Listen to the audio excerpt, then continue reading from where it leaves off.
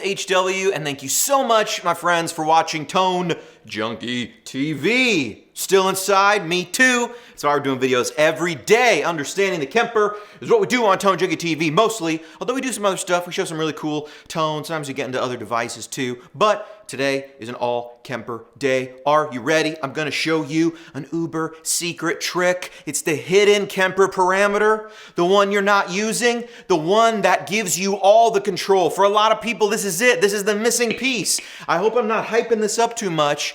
This can change things for you. Listen, I got a comment from a guy who said, "Hey HW, I downloaded your 66 AC top boost pack. Some of these are too bright for a mix." To which I went, well, we can fix that. That's right, we can fix that. If you feel it's too bright. Now listen, you got to understand something about Voxes. There is a fine line in a lot of amps. This is true of twins as well.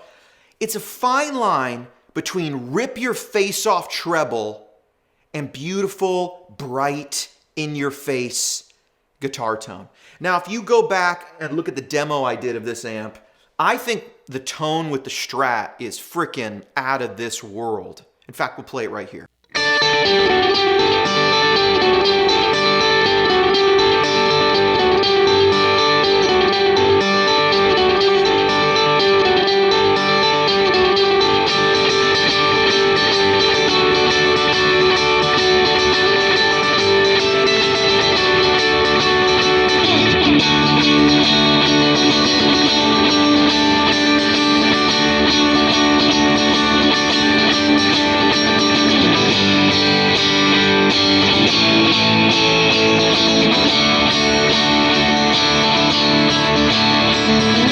Twist my arm and call me Susan. I am telling the truth. That right there is a tone I really dig. We have talked about a lot of ways to control tone on this channel. Primarily, we've talked about the definition control, then the EQ. We've talked about cabinet high and low shift. We've talked about post-amp EQ and pre-amp EQ. I want to show you the last trick. The last trick, and this is something that you just have to use the Kemper to have discovered. It's something that this doesn't exist really in the real world, but let's get into it. Right here, and what you heard at the top of this video was the 66 AC Top Boost B3.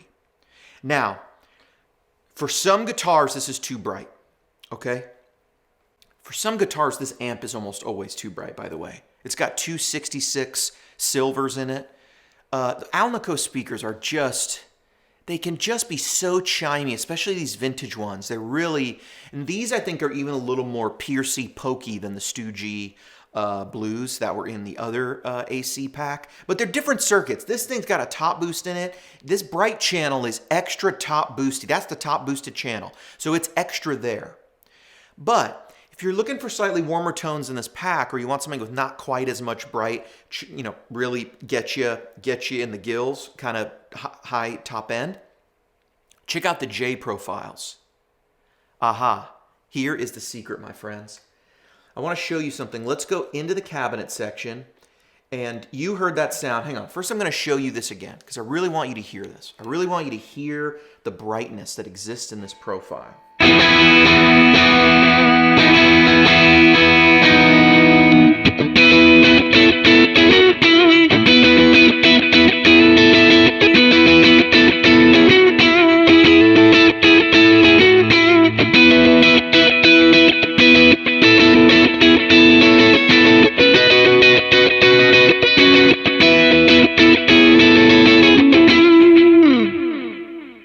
It's bright. It's uber bright. Now, if we want to darken this up, we've talked about before on the channel, we can go over here and lower the definition control. But my friends, the definition control does not control the parameters we want to address right now. Because see, even as I slide this down, whoops, that's the gain. Let me put that back 2.4. Even as I slide this down, let's listen to what happens to the high end.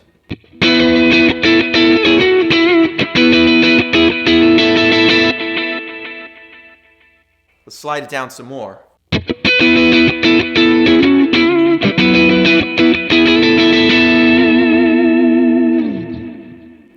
Let's put it all the way at 0.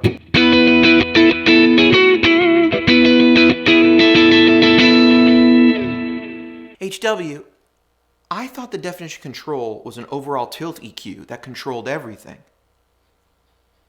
Not really. You see, your ears lie to you all the time. Your ears, when you hear less of one frequency, tell you you're hearing more of another frequency. Because sometimes you can't hear it all at once. So you've got to be careful and recognize that sometime to brighten up a profile, you might not have to brighten it at all. You might just have to decrease the bass. You might take out some of that low-end fullness, and all of a sudden you feel as though you have a brighter tone. This is actually how the definition control works. It's controlling low, as Michael Britt has told me how he thinks about it, it's low end going into a gain stage. I think that's probably pretty accurate. So let's put this back at 4.1. Oh gosh, I hit the gain again. HW, you need to get more sleep at night. You're hallucinating. Here we go. Gain back at, definition back at 4.1. So what are we going to do? We're going to go right in here to cabinet. HW, we've already covered high shift. No, my friends. No. Let's swap this cab out. You're going to do what? You're going to destroy the integrity of the profile. I'm going to switch this cab to J3. We were at B3. We're at the B3 profile, but now I'm going to switch it to J3, okay? I'm going to come out of here. I'm going to leave all the settings the same. I'm going to store as B3. With this, we'll add a little asterisk so you can see, so we don't get confused what it is. There we go. Now, just because I have some different effects in different places, I'm going to lock all the effects so we can move back and forth. But we haven't locked the stack. We have not locked the cab. All we've done is change the cabinet. So here is my original B3 profile as it is out of the box with this guitar. You ready for this?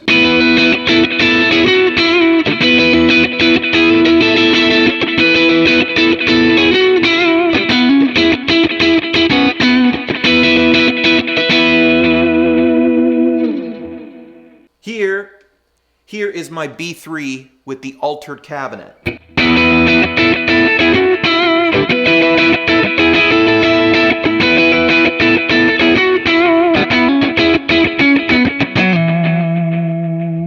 Back to the original. Altered cabinet.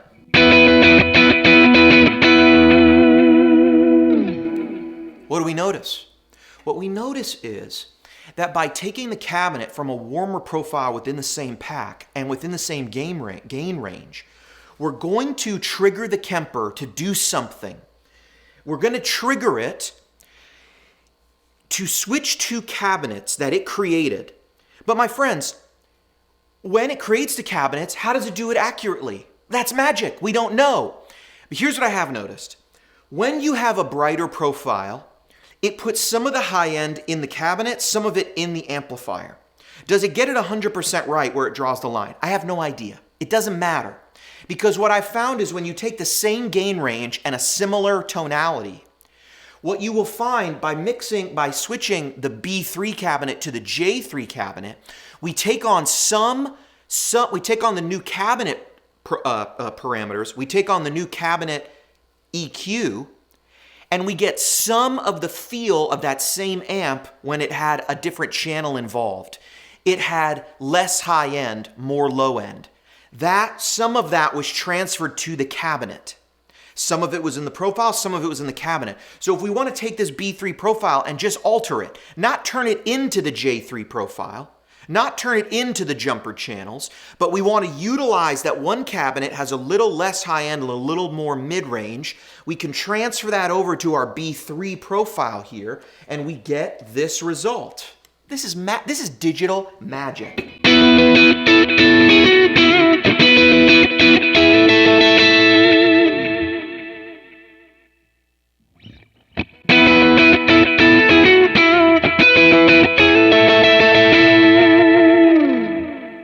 My friends, every profile in the Kemper has a cabinet section attached, unless it's a direct profile. But all studio profiles, most of the profiles you get from Tone Junkie, all the packs are going to have a bunch of studio profiles, more studio profiles than anything.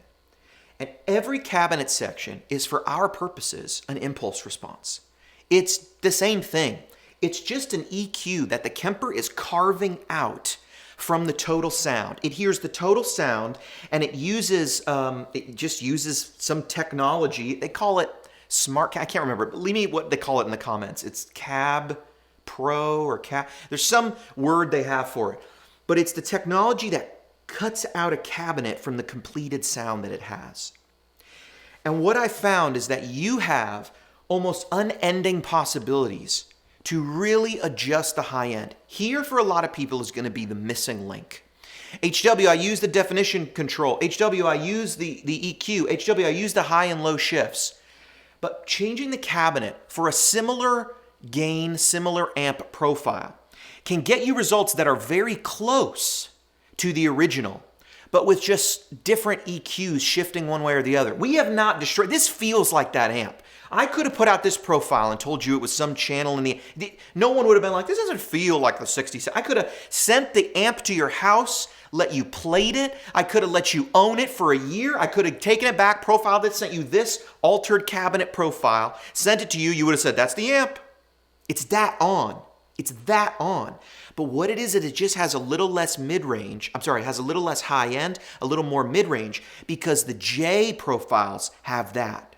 They have less high-end, more mid-range. So now when we bring the characteristics, those characteristics which also are shared by the cabinet, we bring that over to the bright profile. Come on.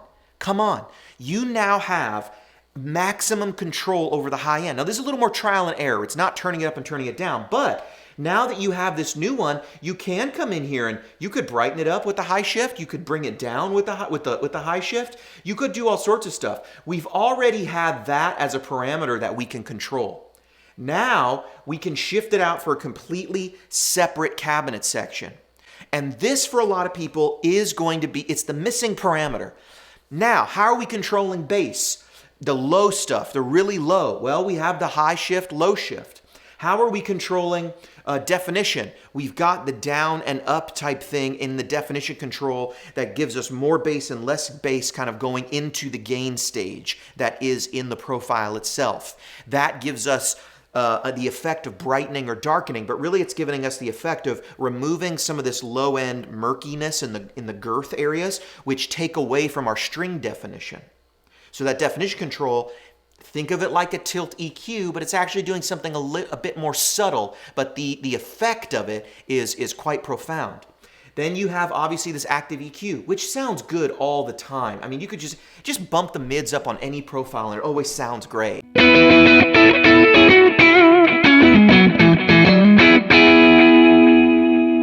I could even scoop it out.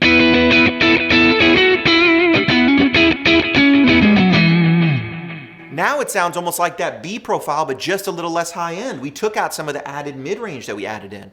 But my friends, this is going to be the thing that takes a profile that works really well with a guitar, and you pick up another guitar and you go, it didn't really work as well with this one. It worked well here, but it didn't work well here.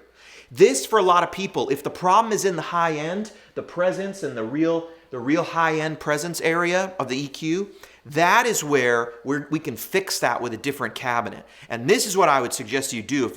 If there's one guitar that really just speaks to you with a profile, and you grab another guitar and it's not quite as magical, try to change out that cabinet section for similar ones. Go up a number, down a number. Switch it out for B2 and B4. That might not do anything. In fact, in my experience, a lot of times that doesn't really do much. It's indistinguishable. It's so minute a lot of times. Sometimes it does something else, but what I find is when you go to another channel of the same amp, you now are dealing with a different EQ, and like I said, a lot of that was imparted by the cabinet itself and where the Kemper drew the lines for the profiled version of this cabinet. It's just like switching IRs. You have all these ones. They're not always the most exacting. They're not always, they might not be totally accurate to the world around it, meaning it could be brighter or darker, but it's the same microphones and speaker. But we have different cabinets that are created by the Kemper that could be brighter, darker, more mid-range. So it's different versions, different shades of that same thing. I hope this has been helpful. My name has been HW. Thank you so much for watching Tone Junkie TV. HW, out.